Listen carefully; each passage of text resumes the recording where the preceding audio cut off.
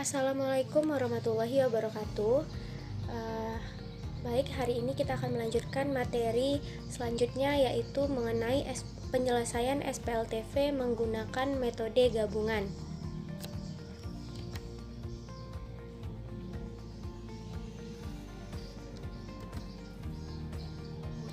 Tujuan pembelajaran kita yang pertama yaitu menentukan penyelesaian masalah kontekstual yang berkaitan dengan SPLTV dengan menggunakan metode gabungan.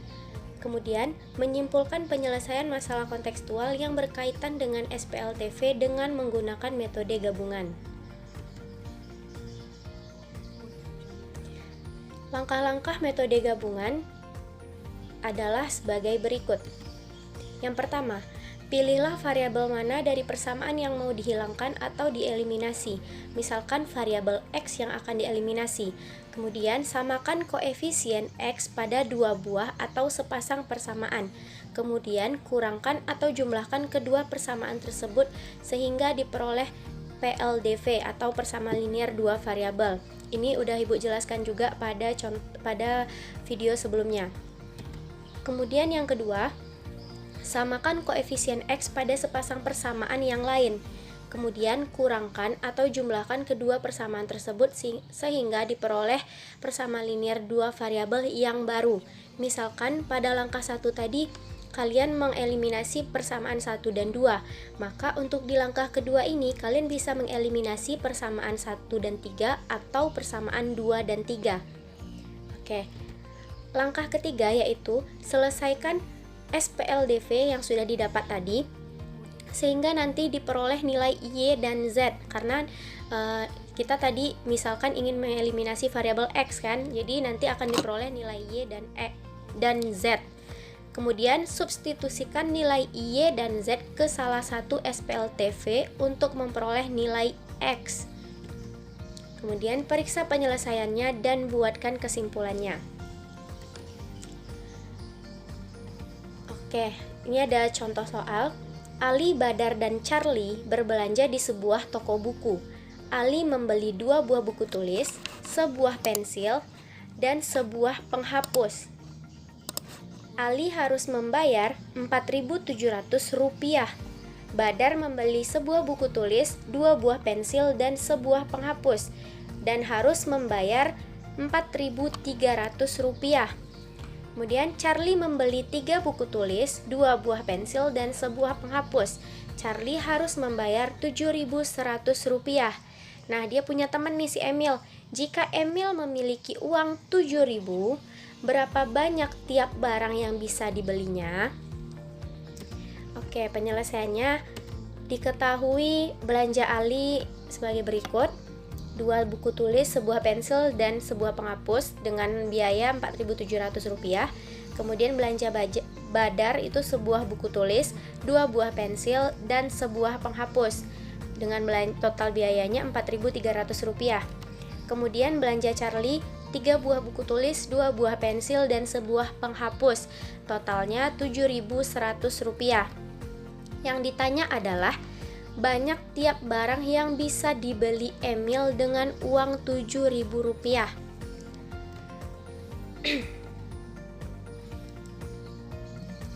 Oke, penyelesaiannya, misalkan X, Y, Z berturut-turut menyatakan harga sebuah buku, harga sebuah pensil, dan harga sebuah penghapus. Dari yang dibeli Ali, kita buat model matematikanya menjadi 2X tambah Y tambah Z sama dengan 4.700. Dia tadi membeli 2 buah buku, sebuah pensil, dan sebuah penghapus. Kemudian dari yang dibeli Badar dapat kita buat model matematikanya menjadi X tambah 2Y tambah Z sama dengan 4.300, karena dia tadi beli sebuah buku, 2 buah pensil, dan sebuah penghapus. Kemudian dari yang dibeli Charlie dapat kita buat model matematikanya menjadi 3X tambah 2Y tambah Z sama dengan 7.100. Dia beli 3 buah buku, 2 buah pensil, dan sebuah penghapus. Nah, langkah pertama yaitu kita akan menentukan variabel X dengan mengeliminasi persamaan 3 dan persamaan 2. tadi persamaan 3-nya ini 3x tambah 2y tambah z sama dengan 7100, dan ini persamaan kedua. Nah, ini koefisiennya sudah sama. Sudah sama-sama 2. Untuk yang variabel y koefisiennya sama-sama 2 dan variabel z itu sama-sama 1, dan juga tandanya juga sama-sama positif. Maka persamaan ini kita kurangkan. Didapatkan 3x kurang x sama dengan 2x. 7100 kurang 4300 adalah 2800. Maka 2x sama dengan 2800. X sama dengan 2800 per 2 itu adalah 1400. Nah, kita udah dapat harga x-nya. Langkah kedua, kita eliminasi salah satu variabel pada persamaan 1 dan 2, sehingga nanti kita hasilkan persamaan baru, yaitu persamaan keempat. Ini persamaan 1, ini persamaan kedua. Nah, di sini kita eliminasi z karena tandanya sudah karena koefisiennya sudah sama dan tandanya itu sama, maka persamaan ini kita kurangkan. Didapatkan 2x kurang x itu x tambah y dikurang 2y itu negatif y, jadinya x kurang y sama dengan 400. Nah, selanjutnya kita substitusi nilai x yang sudah kita dapatkan tadi pada persamaan 4, sehingga x kurang y tadi persamaan 4-nya x kurang y sama dengan 400. X-nya kita ganti jadi 1400 yang tadi. 1400 dikurang y sama dengan 400. Y sama dengan ini negatif y ya awalnya, jadi dipositifkan aja semuanya menjadi y sama dengan 1400 kurang 400 ya. Y sama dengan 1000. Di sini kan negatif y sama dengan 400 kurang 1400 itu kan negatif 1000. Nah, kalau udah kiri kanannya sama-sama negatif, itu kita bisa positifkan. Jadi makanya didapatkan y sama dengan 1000. Langkah keempat yaitu kita substitusi nilai x dan y yang sudah kita dapatkan tadi pada persamaan kedua. Sehingga di sini persamaan keduanya tadi x tambah 2y tambah z sama dengan 4300. Kalian boleh substitusi ke persamaan 1 juga boleh, ke persamaan 3 juga boleh. Tapi di sini kita substitusi ke persamaan 2. Sehingga didapatkan tadi x-nya 1400 ditambah 2y, y-nya tadi 1000. Makanya 2 kali 1000 ditambah z sama dengan 4300. 1400 tambah 2000 tambah z sama dengan 4300. Kemudian didapatkan 3400 tambah z sama dengan 4300. Z sama dengan 4300 dikurang 3400. Jadi z sama dengan 900. Nah, tadi kita udah dapatkan nilai x, y, dan z kan. Nilai x-nya tadi 1400, nilai y-nya 1000, dan nilai z-nya 900. Jadi dengan demikian kita dapat simpulkan bahwa harga satu buku adalah 1400, harga satu pensil adalah 1000, dan harga satu penghapus adalah 900. Pertanyaannya tadi adalah berapa banyak tiap barang yang bisa dibeli Emil dengan uang 7.000.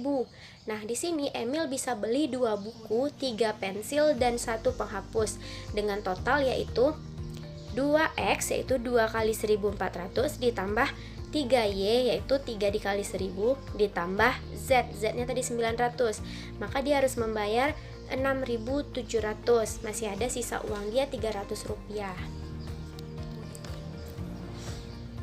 Nah, untuk contoh soal selanjutnya itu adalah mengenai perbandingan berbalik nilai, yang mana ini adalah perbandingan antar dua buah bilangan yang apabila suatu bilangan bertambah, maka bilangan yang lain akan berkurang, atau sebaliknya, jika bilangan tersebut berkurang, maka bilangan yang lain bertambah. Nah, contoh permasalahan tentang berbalik nilai ini bisa kita temukan pada jumlah pekerja dengan waktu untuk mengerjakan suatu pekerjaan. Nah, di sini apabila pekerjanya semakin banyak atau dikerjakan secara bersama-sama, semakin banyak orang yang bekerja, maka waktu untuk menyelesaikan pekerjaan tersebut semakin sedikit kan. Nah, itu dikatakan perbandingan berbalik nilai. Kemudian yang kedua, jumlah hewan ternak dengan waktu habisnya persediaan pakan ternak. Nah, di sini semakin banyak hewan ternak, maka waktu habis makanan si hewan ternak ini semakin singkat kan. Misalkan dia punya 10 ekor hewan ternak, dia beri makan 1 kilo. Nah, itu semakin cepat waktu habisnya, sedangkan dibandingkan hewan ternaknya cuma 5 ekor dan pakannya itu 1 kilo juga gitu. Jadi waktu yang dihabiskan itu semakin singkat apabila hewannya banyak. Kemudian yang ketiga, kecepatan dengan waktu yang ditempuh dalam jarak tertentu. Kecepatan dengan waktu yang ditempuh dalam jarak tertentu, semakin kencang kecepatan seseorang itu, maka waktu yang ditempuhnya akan semakin singkat. Ya enggak? Makin kencang dia makin cepat sampainya. Oke, kita lihat aja ya contoh soalnya.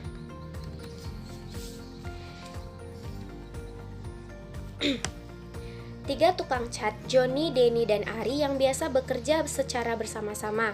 Mereka dapat mengecat eksterior atau bagian luar sebuah rumah dalam waktu 10 jam kerja. Pengalaman Denny dan Ari pernah bersama-sama mengecat rumah yang serupa dalam waktu 15 jam kerja. Suatu hari, ketiga tukang cat ini bekerja mengecat rumah serupa selama 4 jam kerja. Setelah itu, Ari pergi karena ada keperluan mendadak. Joni dan Denny memerlukan tambahan waktu 8 jam kerja lagi untuk menyelesaikan pengecatan rumah. Tentukan waktu yang dibutuhkan masing-masing tukang cat jika masing-masing bekerja sendiri. Nah, di sini perlu Ananda perhatikan, apabila mereka bekerja bersama-sama itu bertiga, Joni, Denny, dan Ari, waktu pengerjaannya 10 jam kerja. Nah, sedangkan yang bekerja Denny dan Ari, mereka menghabiskan waktu 15 jam. Nah, di sini bisa kita simpulkan bahwa ini merupakan perbandingan berbalik nilai yang sudah pernah dipelajari di kelas 7 dulu. Yaitu semakin banyak yang bekerja, semakin singkat waktu pengerjaannya yang seperti sudah Ibu jelaskan sebelumnya. Nah, kita lihat penyelesaiannya. Misalkan X, Y, dan Z berturut-turut menyatakan lamanya waktu dalam satuan jam kerja yang dibutuhkan Joni, Denny, dan Ari untuk menyelesaikan pengecatan rumah bila dikerjakan sendiri-sendiri. Nah, mereka bertiga dapat menyelesaikan pengecatan bagian eksterior sebuah rumah selama 10 jam kerja. Nah, di sini karena perbandingan berbalik nilai, maka X ini kita tulis dengan 1 per X, Y kita tulis dengan 1 per Y, begitu juga dengan Z. Nah, kita juga bisa memisalkan 1 per X dengan P, 1 per Y itu dengan Q, kemudian 1 per Z itu dengan R. Biar nggak terlalu menghabiskan banyak kertas kalau misalkan kalian tulis di kertas. Sehingga didapatkan persamaan sebagai berikut. Karena yang tadi bekerja bertiga menyelesaikan selama 10 jam kerja, maka didapatkan 1 per X tambah 1 per Y tambah 1 per Z sama dengan 1 per 10. Atau seperti ini, P tambah Q tambah R sama dengan 1 per 10. Ini persamaan pertama. Nah, di sini sudah dijelaskan 1 per X itu maksudnya adalah X jam yang dibutuhkan Joni untuk mengecat eksterior sebuah rumah seperti yang sudah dijelaskan di awal tadi. Begitu juga dengan 1 per Y adalah Y jam yang dibutuhkan Denny untuk mengecat eksterior sebuah rumah. Nah, tadi katanya Denny dan Ari pernah bersama-sama mengecat rumah yang serupa dalam waktu 15 jam kerja. Secara matematisnya kita tulis Denny tadi 1 per Y, Ari 1 per Z. Makanya 1 per Y tambah 1 per Z sama dengan 1 per 15. Atau seperti ini, Q tambah R sama dengan 1 per 15. Udah dapat 2 buah persamaan. Nah, selanjutnya untuk mendapatkan nilai P, kita bisa mengeliminasi Q dan R pada persamaan 1 dan 2. Nah, tadi persamaan satunya ini, persamaan duanya ini. Q-nya sama-sama positif dan koefisiennya juga sama-sama 1. R juga memiliki koefisien 1 dan tandanya juga positif. Maka persamaan ini bisa kita kurangkan. Didapatkan P sama dengan 1/10 dikurang 1/15 sama dengan, nah kita samakan penyebut menjadi 30. 30 bagi 10 itu 3. 30 bagi 10 3. 3 kali 1 3. 30 bagi 15 2. 2 kali 1 2, karena dikurang makanya 3 kurang 2/30, didapatkan 1/30. Tadi P adalah 1/X, maka 1/X sama dengan 1/30. Jadi lamanya Joni bekerja sendirian adalah 30 jam. Selanjutnya, suatu hari, ini kasus serupa, mereka juga lagi yang kerja tapi di waktu yang berbeda gitu. Suatu hari ketiga tukang cat ini bekerja mengecat rumah serupa selama 4 jam kerja. Nah, tadi mereka bertiga menyelesaikan selama 10 jam. Ini mereka masih selesai selama 4 jam. Berarti masih ada waktu 6 jam. 6 jam lagi atau 60%. Nah, kita analogikan bahwa 10 jam kerja itu mereka menyelesaikan 100%. Jika sudah bekerja 4 jam, berarti mereka sudah selesai 40%. Nah, tadi di sini masih ada sisa 6 jam berarti ya, dari 10 ke 4 itu masih ada sisa 6 jam. Berarti bisa dikatakan dia memiliki sisa 60% nih untuk menyelesaikan pengecatan. Namun Ari pergi karena ada keperluan mendadak. Nah, tiba-tiba Ari pergi, sehingga Joni dan Denny memerlukan tambahan waktu 8 jam kerja lagi, sedangkan sisa pengecatan masih 60%. Nah, seandainya seluruh pekerjaan itu 100%-nya hanya dikerjakan oleh Joni dan Denny, maka pekerjaannya akan selesai dalam waktu 100/60 dikali 8 sama dengan 40/3 jam. 100 ini didapat dari 100% dan 60 ini didapat dari sisanya yang 60% tadi.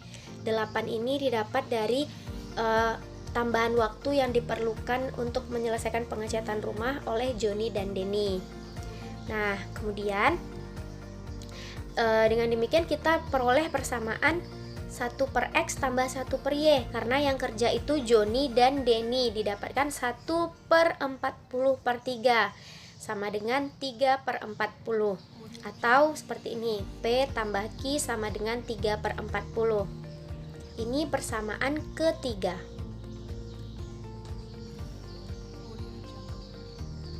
Kemudian kita dapatkan SPLTV sebagai berikut. Nih persamaan satunya tadi, mereka bekerja bertiga selama 10 jam. Dan di sini Denny dan Ari bekerja selama 15 jam. Apabila Joni dan Denny yang bekerja itu selama 40/3 jam. Yang tadi ini udah dibalik, udah jadi 1/1 semua. Nah, kita akan menentukan nilai Q atau nilai 1/Y-nya atau nilai Y. Nah, dengan cara substitusikan nilai P yang sudah kita dapatkan tadi ke persamaan ketiga. Tadi nilai P-nya itu 1/30 tambah Q sama dengan 3/40. Ini persamaan ketiga ya. Didapatkan Q sama dengan 3/40. 1/30 pindah ruas jadi negatif ya, jadi kurang 1/30. Didapatkan, kita samakan penyebut jadi 120 ya, maka didapatkan 5/120. Kita sederhanakan menjadi 1/24. Jadi 1/Y sama dengan 1/24. Maka lamanya Denny bekerja sendirian adalah 24 jam. Selanjutnya, kita akan menentukan nilai R atau lamanya waktu si Ari bekerja sendiri dengan cara substitusikan nilai Q yang sudah kita dapatkan sebelumnya ke persamaan kedua. Nah, 1/24 ditambah R sama dengan 1/15. R sama dengan 1/15 kurang 1/24, karena 1/24 nya pindah ruas, makanya jadi kurang. Disamakan penyebutnya menjadi didapatkan 3/120 dan disederhanakan menjadi 1/40, sama-sama dibagi 3 ya. Pembilang dan penyebut sama-sama dibagi 3, sehingga 1/Z sama dengan 1/40. Dan didapatkan lamanya Ari bekerja sendirian adalah 40 jam. Nah, jadi kesimpulannya adalah Denny membutuhkan 24 jam kerja untuk menyelesaikan pengecatan eksterior sebuah rumah. Ari membutuhkan 40 jam kerja untuk menyelesaikan pengecatan eksterior sebuah rumah. Dan Joni membutuhkan 30 jam kerja untuk menyelesaikan pengecatan eksterior sebuah rumah. Oke. Sekian pembelajaran kita hari ini.